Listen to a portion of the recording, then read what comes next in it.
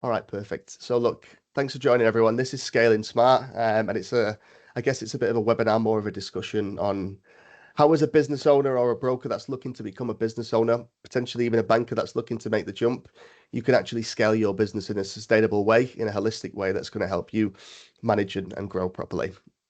So what we'll do first of all is we'll kick off by everyone just giving them an intro about themselves. So if you want to start, Ruan. Oh, thank you. So just business coach with Success and Broker, working with companies. We've got about 26 companies now that we consult to on a monthly basis, benchmarking these companies against each other, see how we can assist them with growth, scaling, but also sustainability. At the end of the day, everything isn't just in people, but a lot in margins. So spending time with these businesses and learning with them and coaching them on the way, yeah, just been a blessing in disguise, a lot of fun. Cool. I'll jump in, Joe. Yep, go ahead, mate. Many of you may have already heard of Success and Broker. If you're on the line here, it's obviously because you've heard of FinTalent anyway. So thanks for having us on, Joe. Yeah, look, I guess my background is actually outside of the broking space. Worked with accountants and financial planners predominantly for 5 or so years before this, or even more than that, actually. But yeah, predominantly just really like supporting small business. So the role here now is really to help our clients to grow, but also our business to constantly improve, so that we can just improve our offering to brokers and help everyone in a more comprehensive way. So you'll probably hear a little bit of a different perspective today from Joe, who's been recruiting in the space for many years, Ryan, who's been a broker himself, and obviously myself, who's more just really in the small business space. And I think just to sort of summarize, I've sort of enjoyed the last few months jumping in. What I found is that broking has been a really, really crucial profession, actually, and it gives everyone a fair shot and helps us keep banks accountable. So hopefully we can really just I guess leave you some tidbits and some ideas today around how to grow in a sustainable way and add as much value as we can. My story is a bit of a funny one. I think Dan B will probably resonate with this. So I started recruiting entry-level roles in banking, quickly moved up into recruiting sort of the commercial analyst, the relationship banker support roles. And then I got an opportunity to go and work within the aggregator. And then I was recruiting for brokers. I come to a bit of a crossroad. I'm speaking to all these successful business owners, some of them really young and driven, some of them a bit older that have taken a step back. And I sort of said to myself, what's next for me? And I considered maybe becoming a broker might be a good idea. But then I looked at sort of the market, the support network, the businesses that are kind of doing what I'm doing. And it was a case of, do I want to be one of four or one of, 10, 15,000, whatever the number is at these days? So I thought maybe I'll start FinTalent. I started to build that out in the background, really started to do all of the admin work, creating the logos, all of that stuff. And it sort of pushed me to do it a little bit sooner than I should have done, but I'm happy for where I am at the moment, and it's been a really good journey. So yeah, looking forward to kind of working with everyone who's in here. So in terms of running this, we're going to kind of do it in two parts. The first part is going to be some slides where we kind of go over some strategies to scale, things that are holding brokers back when they are looking to grow out their business. And then from there, we'll be running a Q&A at the end. Just to mention again, for everybody who's joined since then, I've opened the Q&A in the chat as well. So there is about 10 questions that we've handpicked ourselves, but if anyone has any other questions they want to add in, feel free to chuck them because we'd love to answer them at the end. So this is a bit of a very high level overview of what it usually looks like for somebody trying to scale as a broker. First thing they do is they come in as a solo operator. So they're doing everything end to end. It's loan writing, admin, compliance. It can be quite intense, but it's where you build that real foundation and you get a deep understanding of the process and the clients. I can resonate with those people that are doing that at the moment because that's exactly where I am. And this is what leads on to the next step, which is kind of building that capacity. Bringing in help, potentially VA, admin support, or an offshore team. And that just helps kind of take those simple non-revenue tasks off your plate. It can be quite hard in that position because I find myself at the moment going, do a recruit onshore, do a recruit offshore. Just to jump in, Ruan, I'd love to kind of have your opinion on this because we went over it before. When people find themselves at this stage, how do you kind of help them to make a decision on what to do? Yeah, for me, it's affordability. You need to know what you can afford. So for starters, how much funds do you have in the business? I mean, if you knew, what funding do you have to support your growth, to support what you want to try and achieve? The longer you've gone in it, have you built in mechanisms to understand what you need to fund and what support group you need? What can you delegate? So if you get stuck behind the desk, it's usually a good initiation for me that onshore would be good for you because you need to get out behind the desk. If you cannot physically be out there doing business development, do you have a proposition where you're paying for leads? So you need to understand your business model. So I've always said when we go into companies, even when I was a broker and now as a coach, we go in and really try and get clarity around what it is they're trying to achieve over the next 12 months, 3 years, and then what resources will support that to achieve that. Yeah, perfect. And then I suppose after that bit where you kind of find yourself figuring what's the next step, people, this is where they start to bring in junior brokers, credit analysts, people that have a bit more, I guess, of an input on actually revenue generation, as opposed to just, taking back and letting you run on and do things. And I guess towards the end of the journey, a lot of people find themselves in this more operational owner style role. They've built up the business to a position where they have people in that are kind of doing the business development, going out there and actually bringing leads into the business and kind of doing it that way. Yeah, I know yourself, Rowan, you had, I think your second business, the city business, was one where you had salaried brokers, you had contractor brokers. Like, I guess, yeah, you found yourself in that position. So kind of talk me about what it was like when you were doing that. Well, the first business, we had a full-time broker, and the next business, and it was a lot of feedback as well. It became clear for me that I wanted a hybrid model. So if a full-time broker wanted to become self-employed, I wanted to make sure we can house that type of growth within our business. So we built our business with the two places in mind. One of them being that at the end of the day, it's a career path. And again, that's where the clarity came in. We wanted people to grow from credit analyst to loan writer, wanted to give them the ability to come in as a loan writer, wanted to give them the ability to come in as a mortgage broker. Broking can be a very lonely place.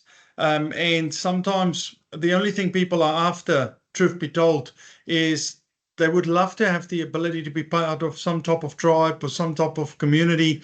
And if you can build that type of team dynamic where everyone plays a role, you're not a team of champions, but you're a championship team. So it's at the end of the day behaviors, and we very much invest in behaviors and also review behaviors so that, the things that we review is the things we can manage. I think there's no right or wrong model, but I do know if you get the right staff, you will adjust your model to keep them.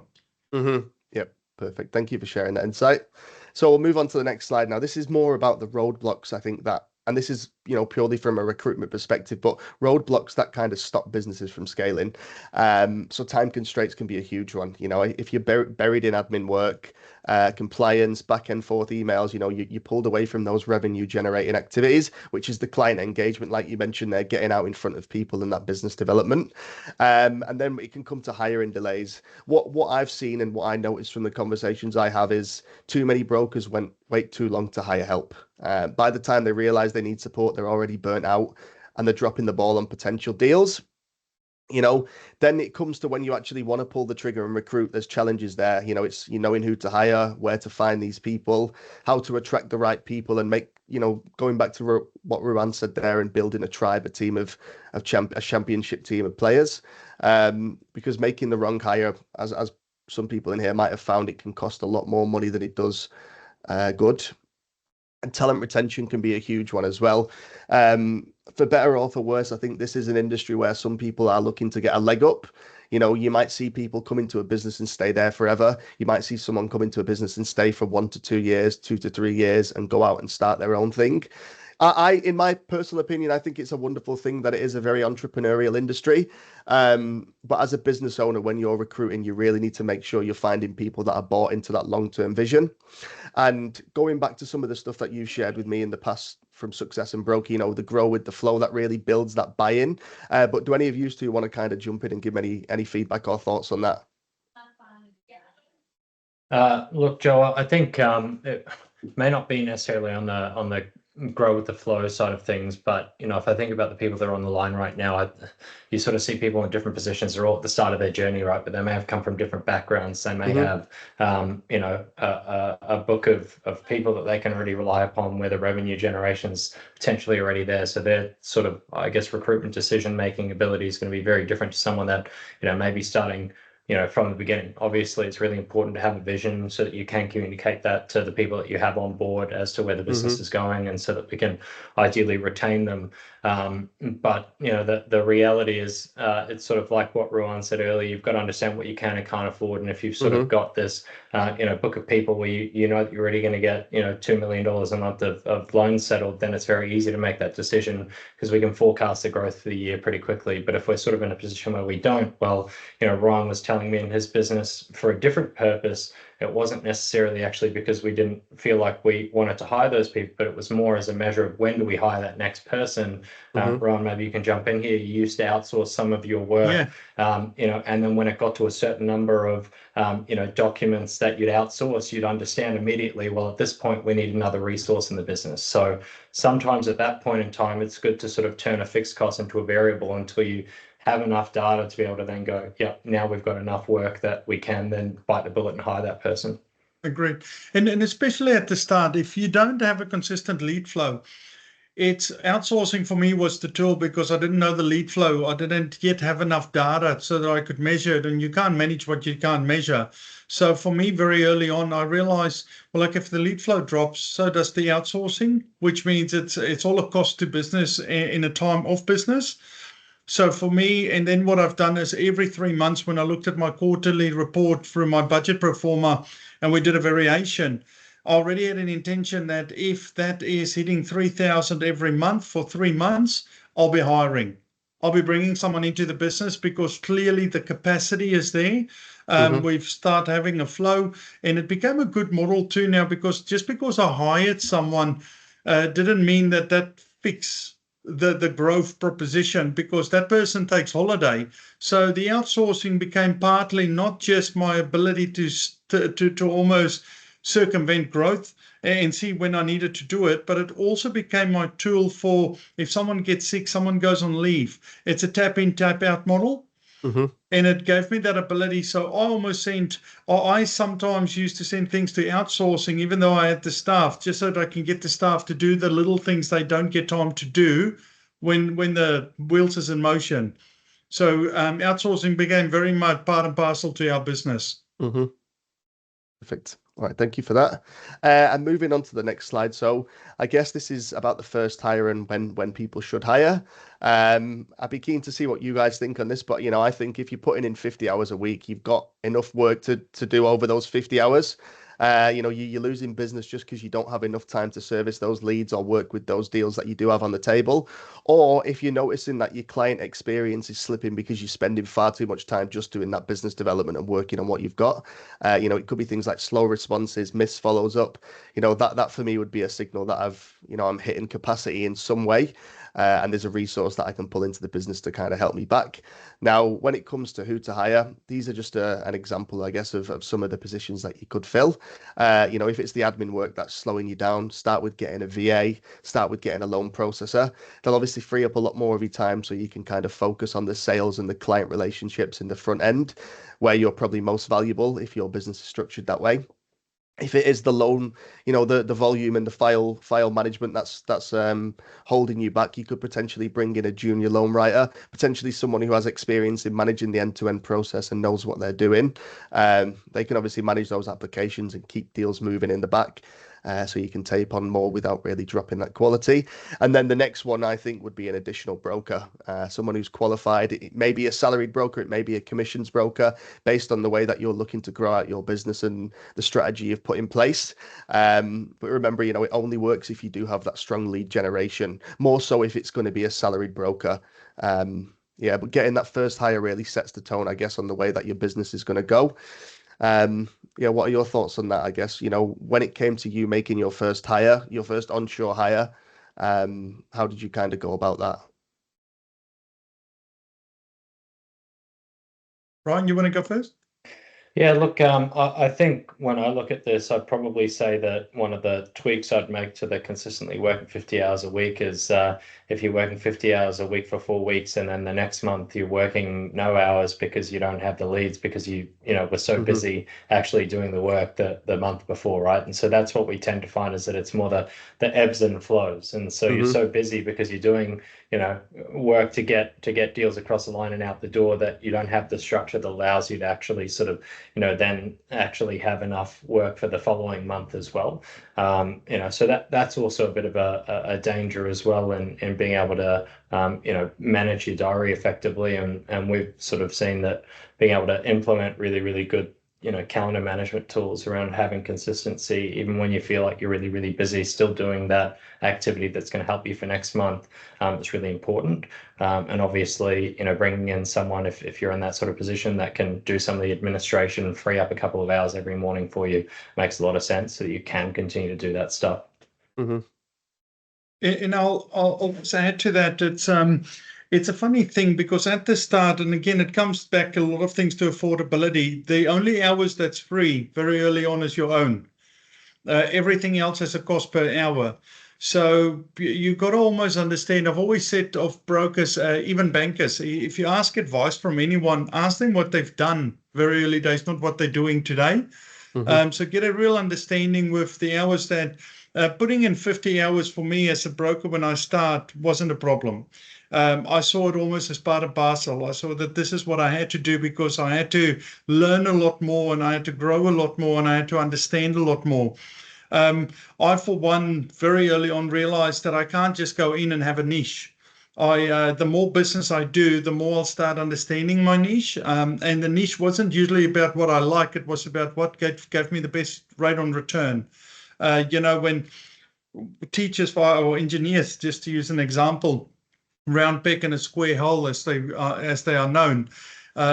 You won't look at an engineer always and think this is the top of business I want to do. But when the engineer suddenly starts referring you to everyone and anyone, you start realizing that whatever you are doing with them appeals to them, appeals to them. They can relate and resonate with it. That's how you build it out. So almost from that point of view, if you now think with that type of a clientele, will they be one that are happy to talk to your loan process that is onshore, or would they be happy to communicate just on emails?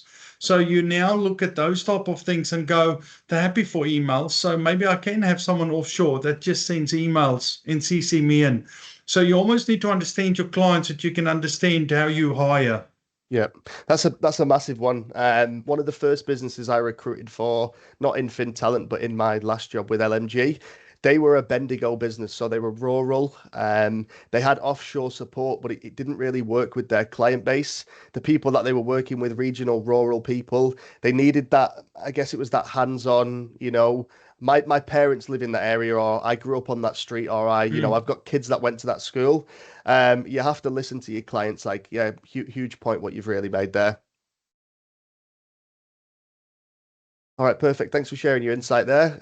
So look, for me, the strategy when you're hiring is really important. It's not just about plugging a hole in the workflow. It is about building a business that scales efficiently and sustainably. Too often we get brokers hiring reactively. So it's when they've, burnt out, when they're getting to the point where there's no more space to be filled and they're just based on stress or workload. From my opinion and businesses that I've worked with strategically, they've made those decisions, I guess, under the guise of someone like Success and Broker, where they have, they're looking at the business growth and they're doing it from a more holistic way rather than just them being overwhelmed in that moment and in that day. You have to look at the return on investment from every hire. Businesses might look at sometimes and go, a skilled loan processor paying 70K, but if you can get that in, it frees you up to close an extra 5, 10 deals a month. It's not a cost, it's a huge investment into the business.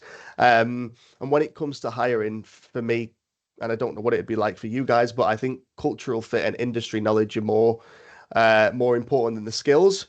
I would be always hiring people on vulnerability and coachability. If I'm interviewing people, I want to understand that they're in a position where they understand that they're not the finished product and they want to learn. And it's not just, yeah, like I said, it's not just about those technical skills. Really having that cultural fit, industry experience, and coachability really resonates mostly for me. But you know, if you're hiring with a strategy, you're not just scaling, you're doing it with confidence. Yeah, Yeah. and I think, timing has a lot to do with that as well, because then when you look at it, you're trying to understand at which point in this journey we need to bring the right people on. You Hmm. can't just think about, what the pain is today. Ryan's always a big believer in always recruiting. It doesn't necessarily mean always hiring, but if you're always out there and you're always looking, Hmm. the right people will start to form around you, and you'll start to understand what you do and don't want. Um, we just sort of actually spent a little bit of time in Melbourne with a client. It's probably last month now, but small broker, solo broker business as well. Just looking at when do I hire this next person? We found the right person, but we just hired someone. It's like, do we have the capacity to bring this person on? Can we afford to do it? Even if it's going to be an investment that's going to pay off significantly. You really do have to understand your numbers and understand what your growth rate is, because if you look at today's numbers, that's great. But, we actually sat down and went, okay, well, if we look at the last 12 months, you've been growing 20% month on month. So what if we just map that out for the next 12 months? So having a good grasp on where you're at right now and where you're going to be in 12 months is really important as part of making these decisions too. Yeah.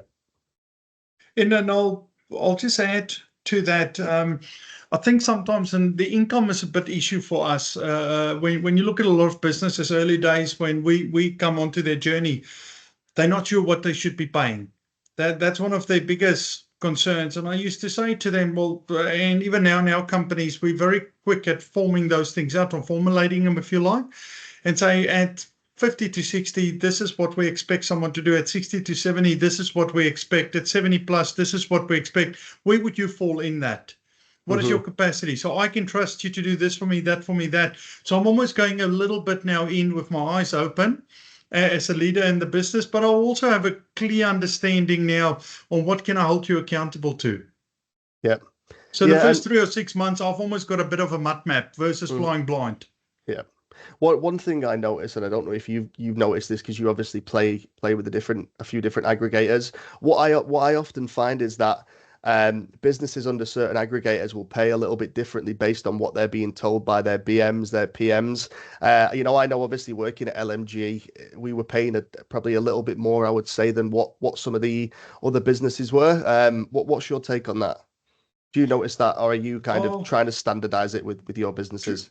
yeah, truth be told, that hasn't yet come up per se. I Hmm. think because we influence it in our businesses and because we're agnostic, I think our clients do take note on what we propose or what information we share. I Hmm. think the reality of it is, if you could get someone with great attitude, good good energy and everything, you got to understand what do you have at offer? People, you got to give people a reason. We have this in our recruitment, Joe, where we've used you now with quite a few of our companies, and where we ask the question, what one of the things we say, are you running towards something or you're running away from something? We got to understand it. I mean, if someone is being paid $80,000, no good, I'm pitching to you 65. Hmm. Then the chances are there's 15,000 good reasons I'm going to have to give to you to come and work with our company. So first and foremost, we do want to understand what someone thinks they're worth, and we Hmm. want to understand how you do evaluate that worth. Because are we thinking even the same? Are we considering things the same way? I think the problem with decisions being made just on the money is the fact that you've just bought someone, you haven't really recruited or employed someone. Hmm. And why I'm saying this is it's no different for brokers. We have brokers here today, and we're all aware on the fact that if you win them on rate, you lose them on rate. If you win them on a cashback offer, you can lose them on a cashback offer. Employment for me works very similar. If Hmm. I've won you on money, I could lose you on money. Hmm. Yeah. So we have to be very clear about our offer, and then is that offer an offer that relates and resonates with you? And then if it does, that's when conversations have more value and therefore more worth. Yeah, I agree. Like my rate chasers, sorry, my rate chasers are salary chasers. They're who I kind of go Hmm. with. Okay, well, I know sometimes I'll speak to people. I know they're in a good business. I've spoke to the leader, or I understand I've spoke to people there in the past. And I can tell from some people the only reason they want to leave it's all salary motivated. But I'm a big believer in, I guess, it's the business that you work for and the growth that you have and what you can actually learn that's more important than any salary, because learning with a business, working with a leader that understands the industry and wants to teach you and genuinely has that passion for teaching people, the return on the investment there first to money is yeah, it's unmatched. Just to kind of, I guess, wrap this up now. This is more about business structure planning. Um, Apologies, people. My phone was just ringing there.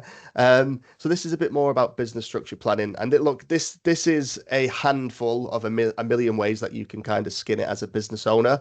But I just wanted to share these as some examples. There's not a one size fits all. Some people try and structure their business and do it a different way. I guess, when you're sitting down with businesses, you guys, like, is this something you're influencing or is this something you're asking of your businesses? Yeah, look, it's definitely something that I think comes back to what Ron was saying before. You've got to understand what the vision for your business is. You've got to understand the type of clients that you've got and how that's going to impact things. For example, if it was just going to be you plus 3 outsourced people and you're in Bendigo, then it might not work, right? So this is really, there's no one size fits all, and that's what I love about small business, is that it can be your version of what you'd like it to be, but it needs to also be in line with your objectives and also the clients that you work with. So certainly something that once we've understood what the business is actually trying to achieve, we then want to influence in terms of who the right hire is and, whether that person needs to, fill a certain position. A lot of people aren't really necessarily sure which parts of their role they actually should be getting rid of. And I think a lot of people also get rid of parts of the role that they would like to not do anymore, but may not necessarily actually realize eventually that is something that they're willing to get rid of. So, we've seen that as well, Ron, where it's just, your standards and expectations aren't necessarily what someone else's standards and expectations are. So, yeah. 100%. I mean, we grow with the flow, we build out, showcasing, what is our standards and expectations, and making sure that we have that in almost in formation with whoever looks at taking a role with the business. But more to the point, if you think about the business structure, I think the reality of it is you just need to understand, one, what it is that you want to do, two, what it is that you want to delegate, who do you need to delegate it to. So for us, when we talk about business structure planning, we talk about clarity. We look very quickly into the proposition, not of what do you need to do the job, but more so, what do you need to do to achieve what you want to achieve in 12 months, 3 years time? So if we have that clarity on that, then we look at the business structure planning from a resource support point of view and go, well, listen, if you want to write this number and you want to do it within this amount of hours and in this amount of months, this is going to be usually what you need to support you to do so. And then it becomes very, very clear. Like I'll look at this, what you've just put on here. And I mean, I just mentioned to you outsourcing for argument's sake. So already I can tell you outsourcing would be in any one of these propositions. Why? Because for us, it's a lead flow. It's almost like a flow over proposition. One, when we need it, just purely because we've had an influx of lead flow. And again, if you know your lead flow, building out the structure planning is easy. When you're not really accustomed to a certain type of lead flow, month in, week out, then the reality of it is you have to build some of these other things that's an external support to your business, not an internal output to your business. Yeah, perfect. Look, this next slide is more to kind of wrap up and just kind of talk about if you're a business owner and you want to work with a recruitment agency, how we can help. So the key takeaways: brokers can sometimes struggle to scale without the right team. It's not to say that's everyone. It might not be you. You might be able to run at 100% capacity all of the time, which is fantastic. I hope that is the case. The first hire is critical no matter where they are, onshore, offshore. You just need to make sure you're getting it right, and it's really freeing up your time, like you mentioned there, the hours to dollars. Sometimes running a business as a bottleneck can lead to burnout. If something happens to you or something happens to the business and you're the bottleneck in the business, it kind of stops you from being able to step away. I know myself as a business owner, and I guess a lot of people can attest to the fact that you never really want to stop working no matter where you go. Even if you do take a little bit of a holiday, I keep the phone by my side. As much as we preach, don't do it. I think it happens. Yeah. Look, obviously we're a specialized agency, so we don't work with anyone else. Big four banks are off the cards for me. Second tier banks, non-banks, they're all off the cards. It is specifically the broker space that I want to play in. And I think that is obviously a homage to the fact that I found myself at that crossroads going, probably same way you did again, Dan. You've got all these fundamental skills that are really important, business development, working at a really high volume. What I kind of do is I pre-vet people as well. So you might see businesses out there that they run this sort of they'll put an ad out for you, they'll screen the CVs and send you the best people. Whilst this works, I think it can be quite counteractive for the fact that what you're allowing somebody else to do there is screen resumes on your behalf, face value, and not actually do the legwork, which is sitting down with people, meeting them, interviewing them, really understanding them, because a piece of paper is a piece of paper at the end of the day. And what I guess I pride myself on the most is reducing that hiring time, so brokers can focus on the things that are really generating that revenue for them. So now what we're going to do is we're going to move on to the Q&A. We seem to be just a little bit ahead of time, which is good. Ryan actually had just sent me a message and said that I had left the chat function off for the whole of this, so I apologize to everyone.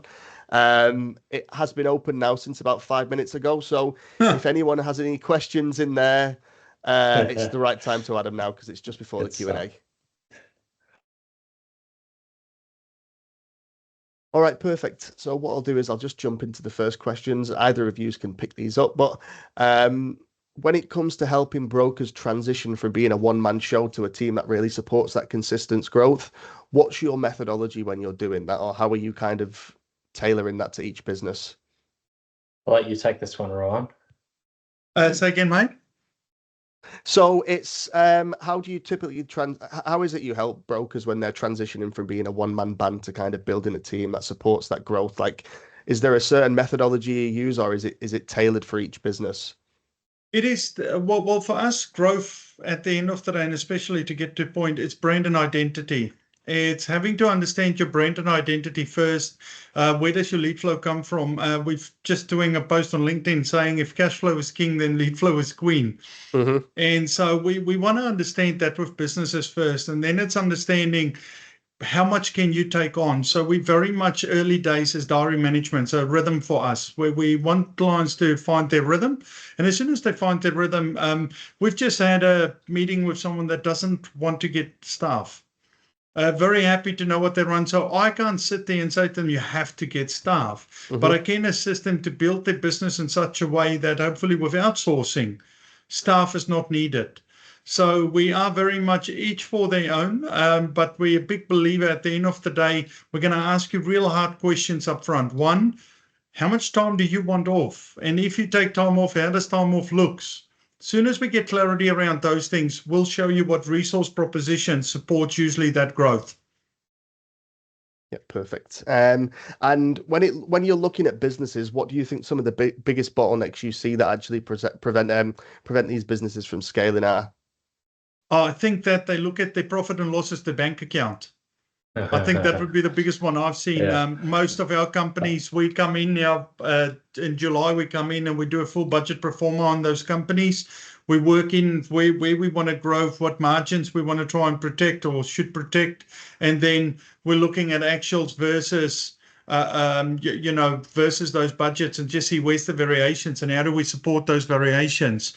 I think if you look just at your bank account, you could be caught offside. So what we've built is a bank system, so to speak. So we talk about the pro forma, bank pro forma, where we help you with the type of bank accounts we believe you should have, the flow of your funds into these bank accounts. And from there, it becomes a general ledger. It's you controlling the money and not the money controlling you. Thank you for that. And funnily enough, Joe, I to that point, I even said if you treat this like a high risk self-employed job, it will become that exactly. And I think that that's treating your bank account like the P&L. It's certainly not what you should be doing, and you really got to know your numbers as well. And I also think that, from a bottleneck standpoint, it's also spending the time on the wrong things and always looking for the newer, better, fresher idea. Or I don't know, I've had this with clients recently, just to remember or remind them to get back to the basics. Sort of look at what you've already got in terms of opportunity. Don't always chase that new thing or try and get 10 relationships with new people. What is the opportunity in every conversation that you're already leaving on the table? Yeah. The next question is going to be a two-parter, and it's going to be in a two-parter in I guess the way that we look at it. So, from a high-level perspective, what strategies do you recommend when it comes to generating a consistent flow of high-quality leads, more high level? So for me personally, we've got a document which we call Fact Find Facts. Your fact find is a gold mine. I mean, it's going to be a conversation. This is someone sitting in front of you that have just told you, one, where do they work? So you can ask questions on that. I mean, if there's 40 people, how do you get in for a lunch and learn? Do they have an accountant? Do they have a planner? It gives you the ability, if they have a planner, how do they introduce you? If they have an accountant, how do they introduce you? If it was construction, if it was a pool company that they're doing equity release for pool, if it is a first home buyer looking at a guarantor, how do you pull the guarantor already in early days so that you can now start supporting the guarantor too with any investment strategies they would like for future without affecting the kids over the next 3 to 4 years? The fact find for us is one of your best places for lead flow. And then from there, it builds out your database. Any new broker, the biggest risk to their business is going to be clawback. Early days, it's neither here nor there. So how do you get anyone that you deal with to pay it forward? So should they have referred you 1 or 2 people, I mean, and you get a clawback, at least they paid for it, versus they haven't referred you anyone and you get a clawback, and now it's a real influence in your business costing. So I'm a big believer at the end of the day, your best lead flow is always going to be the conversations you have now with the top of people you assist tomorrow. And then how do you use that people to sell your story and to sell your services ongoing? As Success and Broker, we've built a competition into our business for all of our clients. So our clients can go to their database and say, if you refer us someone, and this from an active client, if you refer us someone, you have 25,000 reasons why referring us people, because you're going to draw for a $25,000 home loan holiday repayment. And anyone new that comes to us, same thing. So because you've submitted a deal for us, you now go into the competition for $25,000 holiday home loan repayment. That being said, if you've done your loan through us now and you know anyone else, now you get another entry into the competition. So we've created a proposition of where we're almost leveraging our back books to give us more clients and more clients to give us more clients, because we start talking about referring us very, very early on in the piece. Yeah, and to that point, Joe, look, like, as a starting broker, we're going to be able to offer something as big as that, but there are always things that you can do to try and foster those conversations. Give yourself a reason to pick up the phone, give yourself a reason for your clients to refer other people to you. Yeah, perfect. Now, I think starting my business, personal branding was something that I potentially neglected before, but I also think there's a double side to that, where if you're already working for a big brand, there's probably less of an onus for you to actually build one that is personal. But look, going on and starting a new business, how important do you really think personal branding is for broke and content marketing is for brokers that are trying to stand out and grow their client base? Yeah, so just to that wording, personal is, I think everything is in the word personal. At the end of the day, personal branding for me is you understanding how to sell you. What is it that you have at offer? People go online and spend money, and I'm going, at the end of the day, we're in the business of connections. How many people can you connect to? At the end of the day, you've got, so even just having your phone, how many contacts do you have on your phone? Sending each of them a message and just say, this is what I do, this is who I've helped, and this is what I can do for you. Just there, if you had 200 people on your phone in a 10% strike rate at no real cost to you, that is great branding for you just to put it out. The other thing is your email signature. That's a personal branding, and it's free of charge.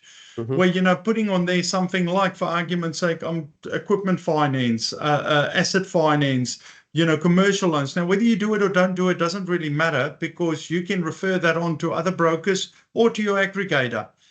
But you almost need to create a measuring tool where your personal branding is you. Very early days, I've said always brand and identity. Who would choose to deal with you, and who do you choose to deal with? So choice over choices. So personal branding for me is everything, but it is very much about you having a 10-second elevator pitch and a 30-second sales pitch, and knowing those things and keep on saying the same things over and over. So it doesn't matter who talks to you, they can talk about it tomorrow. Mm-hmm. Yeah, and a suggestion I'm always giving to bankers or candidates I speak to is that get out of the mindset that you can be everyone for everyone. It doesn't work like that. Sometimes I might put videos out and somebody might look at that and go, Jesus, this guy's putting out some good stuff. Let's have a chat with him. And then someone else might look at it and go, this guy has no idea what he's talking about, or I don't like this guy, because life is subjective, right? So one bit of coaching I always give to people is don't be afraid to be yourself. Yourself is not going to be for everyone. But there are going to be a lot of people it is for. And Joe, I also think on that point, like, the people on the line right now, they're either bankers, brokers, or aspiring to become, sort of better brokers, business owners. It doesn't necessarily mean that we're supposed to have a degree in social media and how to actually get ourselves out there online. And so trying to be an expert in all things is also, a bit of a danger. I think for me, the biggest thing that I've learned, because my wife actually runs an e-commerce business, is that this always needs to have a bit of a goal or an outcome in terms of what you're trying to do. And so, when it comes to adverts or, sort of leads or paid adverts or whatever it might be, you're probably pretty clear that's actually to drive lead generation. But for your public image on LinkedIn and things like that, the reality is that's really to boost your profile. It might not actually lead to a lot of new business leads, but it allows that person to build trust with who you are. So you've just got to be really clear on what outcome you want, because if you think that spending 10 hours every week on LinkedIn is going to drive 1 million leads for you, then, I guess you'd probably be sorely mistaken. Yeah. All right, perfect. And another one for me would be, in terms of personal, and then once you have people in the business, what KPIs are you encouraging people to put in to really track and measure if their business is growing? One for me would be Google reviews as a KPI. Why? Because it's free. It's an opportunity to remarket. It's also an opportunity to have better conversations with clients. Google review for me is something you should ask at formal approval, and you should do it via text. Why? Because it's call to action. One of the principles we have is you send it on formal approval when you've spoken to the client. Then you send it 2 days later just to remind them. And then 2 days later, all in 4 days, you'll say to them, now I'll leave it with you, because you can't keep pushing the same thing. But Google reviews for me is a non-negotiable. Appointments is another KPI. The more people you talk to, the more business you're going to write. So how do you get to sit in front of people, whether it's, I call it in person in my office or in person online. But I put the word in person in front because I want you to know it's personable. So for me, appointments is a no-brainer. It has to be the very thing that defines your proposition. Just because you did things for people over email or over the phone doesn't mean you've built the connection. So for me, if I had to say 2 things, Google reviews, appointments will be 2 KPIs. Perfect. I like that. And it's one for me is like, say if I'm ever working with clients interstate, I make a point of that when I go and visit that state, I'm going to go and visit them, whether it's a 5 minutes, 10 minutes, 15 minutes, because that personal connection, it goes a very long way in this world, especially coming out of COVID, where everything is used to being done online. A lot of people potentially these days might prefer to do it that way because it suits their schedule better. But I think at least going out there and trying to give that service to people is really, really important. Yeah, absolutely agree with that. Joe, I reckon we've got time for maybe one more question. Shall we shoot with one last one? Yeah, let's do it. So look, I guess the last question I'd like to ask is, working with lots of different aggregators, I've seen that there's lots of different systems. They all do the same thing essentially, but they're all hyper customizationable. When you're sitting down with your clients and helping them build a process, that sort of stuff, what sort of how are you helping them to systemize their operations without losing that personalized touch? So we talk about at the end of the day, work with versus workforce. So we very much that at the start, it's all about you. And then from there, so we talk about engagement. Engagement is all about you, so that's about personality. Delivery is all about you, it's about personality. Maintenance can be systemized. So we talk about the structure. Structure saves you, process makes you. So structure, engagement, delivery, maintenance, that's very much something that can be systemized. We're also comparing all of our clients' software stacks. So the reason being, what is one broker using that another broker isn't maybe, and why is it working for one broker and another one didn't maybe even know it? So you know what you know and you don't know what you don't know. So for us, and then everything is compartmentalized about the fourth structure, which is loyalty. How are we loyal to people, and how does people remain loyal to us? And that's whether it's settlement gifts, thank you gifts, all different things that we build into the businesses to ensure we acknowledge good behaviors. Perfect. Thank you for that. Look, what we're going to do is we're going to move on to the next slide. Obviously, we've heard a lot about Success and Broker and what you guys do, but it'd be good to understand who you do it for, and if you want to talk us through what this strategy play is here that we've got on the screen. Yeah, absolutely. Look, it's just an offer from Success and Broker to the broker community for those that would like us to have a look into their businesses, look under the hood, understand what their current sort of, I guess, way of operating is, discuss any future ambitions they've got, and obviously for us to leave as much value and knowledge as we can specific to their business. So we're always happy to put some time aside. If you scan the QR code, it'll book us in for 20 minutes to have a chat on the phone to see if this is right for you, and we go from there. Look, I just wanted to add as well, apologies. Ryan mentioned that the chat function wasn't working. I thought I'd fixed it and it still hadn't seemed to have been fixed. But after this, I will be sending out an email to everyone that's jumped in, everyone's that here. And if you want to get back to me, if there are any questions that you felt were left unanswered, please feel free to follow up. I'm happy to reach out to either Ryan or Ruwan, or if I can answer it myself, take charge. But look, I just wanted to say on behalf of FinTalent and myself, thanks to everyone that's joined. Yeah, no, thank you to everyone that has joined as well. Thanks for having us on, Joe. It's been a pleasure. Appreciate it. Thanks, everyone. Thank you, everybody. Have a lovely day. Take care. See you guys. Bye. See you guys.